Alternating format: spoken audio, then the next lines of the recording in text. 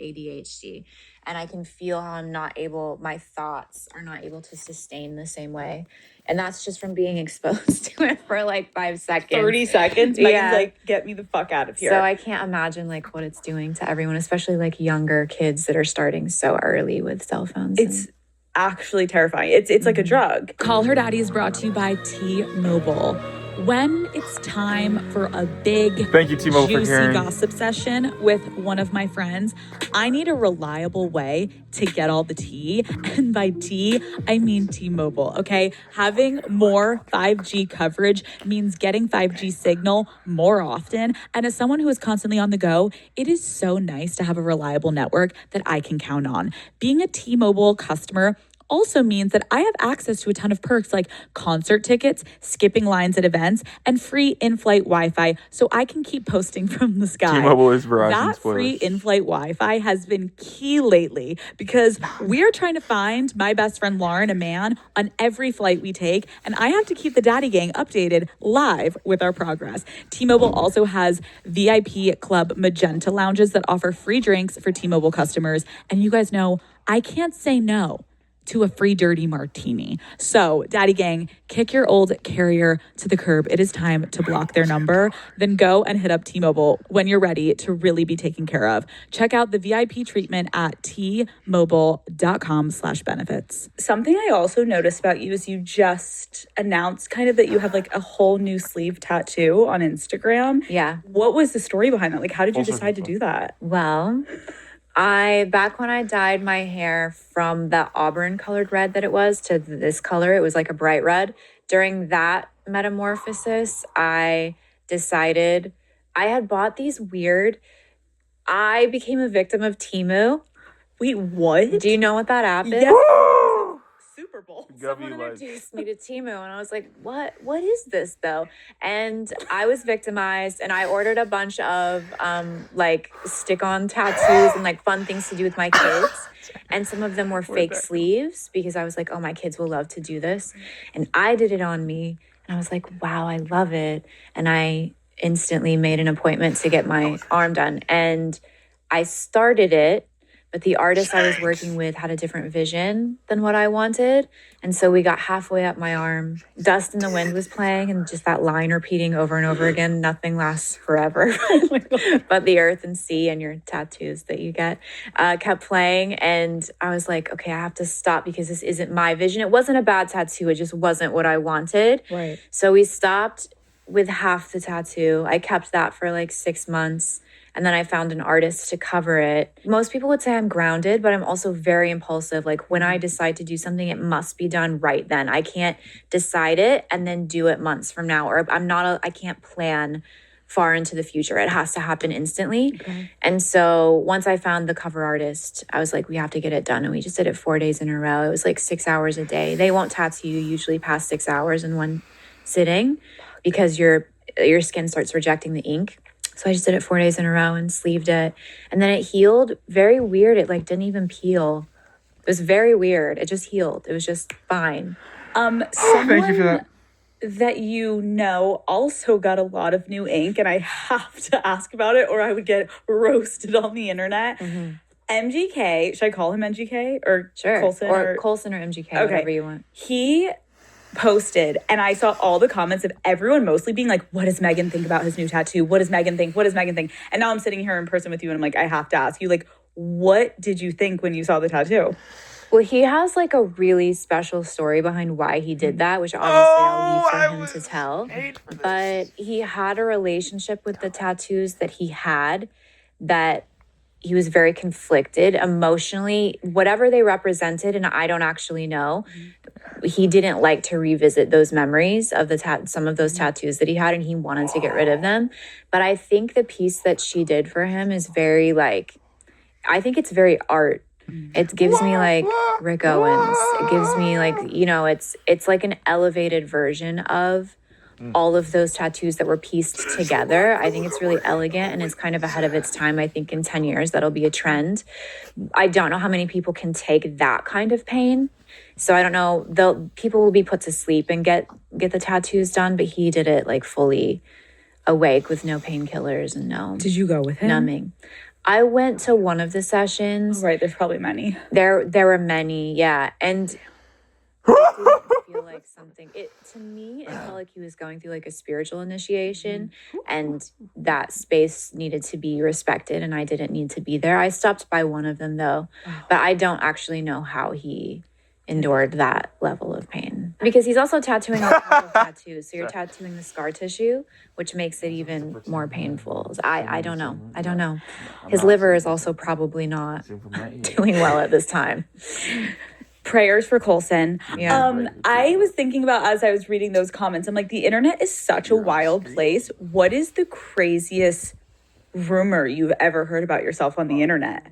There's lots of those. We could talk about that for a while. Let's talk about it. Okay, let's talk about it. I guess one of the ones that's very persistent is that I'm like satanic or do satanic rituals, or maybe adjacent to Illuminati or something in that vein, which I think really started.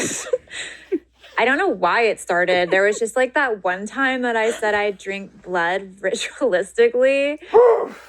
And then everybody was like, wow, she's into satanic rituals. Classic. But I should take a shower. that was a very misunderstood thing. Let me try to explain it. Yeah, give us like some context. Okay, here's the context. Everything is a matter of like what you're accustomed to or what is currently like socially acceptable or normal. And back in like the 50s even, how many times did you see, like, probably never, but like on Leave It to Beaver or like movies from back then or even the 80s, how many times did you see like little boys would go out with like their little pop guns and they would cut their fingers and like be blood brothers, right? And they're like, we're best friends forever now, and they would like smush the blood together on their fingers.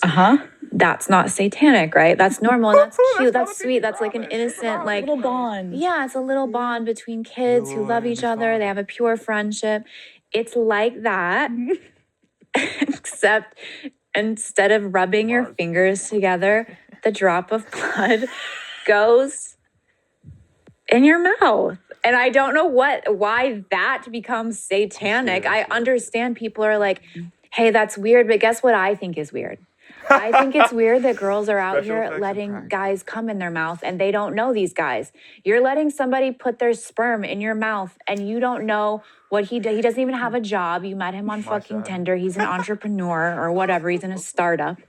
And you just let him sperm in your mouth. That's disgusting. That makes my back hurt. That makes me sweaty. So fuck you. You're so offended that I got a drop of Machine Gun Kelly's blood in my mouth. Exalted Moon. You have Brandon from Silicon Valley's sperm in your mouth. He didn't even buy you a nice drink. I'm crying. Moon is definitely exalted. Honestly, though, it's a matter of perspective. What is so gross about what I did with my soulmate? You guys are out here letting strangers come on you. This is disgusting. Not me.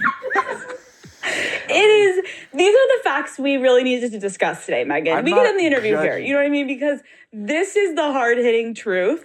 And I appreciate the honesty because when you give us a little context, it does kind of make fucking sense. And you're right. Like, anyone can look at it anyway. Like, just like Christianity, when they're like drinking wine and they believe it's the blood of Christ. Like, everyone has their thing. Like, let everyone fucking live. What do you give a shit? Are you drinking someone's blood? No. So why do you fucking care if I do? Like, it doesn't matter. Exactly. But this is a great point about the cum. And we should circle back on that for the women at the end of this episode. And really talk about who should be coming inside of you and your mouth. And yeah, I appreciate this. What other rumors? Do you have any that come to mind? Oh, Only the goddess. that's the first one. And just to clarify, because I didn't go on record of saying that's not true. I actually was raised like Pentecostal Christian. I'm not currently like a part of the church, but I definitely identify with Christ consciousness, and I'm actually a very spiritual, positive person. Except for recently, I've been going through it a little bit in terms of positivity. But definitely have never been a part of a satanic ritual. Don't know any people who've been a part of a satanic ritual. I'm not sure if the Illuminati is real. It probably is. I have not been extended an offer to join. I feel like if it was real, I would have been given an offer to join by now. So yeah, it's just to squash that. not a Satanist or any kind of like an evil witch, light worker.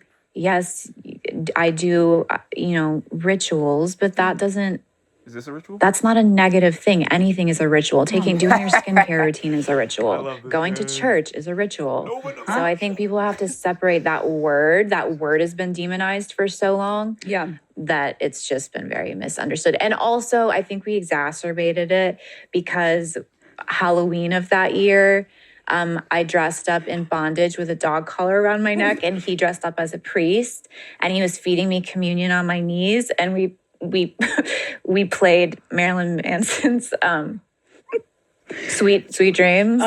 We played that. That was the song to the and people felt like that was a confirmation of the satanic rituals. So you can kind of see like where people may like I can see where I planted a seed and there grew a tree in its place. But you're here to chop down the tree and be like, it never fucking happened. Yeah, he didn't want me to clarify. He was like, it's actually so much, just let them think that it's so much cooler that people think we're this bizarre, that we're this weird, that we're doing this kind of weird, magical, weird shit in our basement. Like, let them think that this is what's going on. But it is kind of a testament to like everything they see on social media is face value. And it's like, it's not that deep. Yeah. It was Halloween. Yeah. Let's go back to the beginning, Megan Fox. What were you like as a kid? Gay.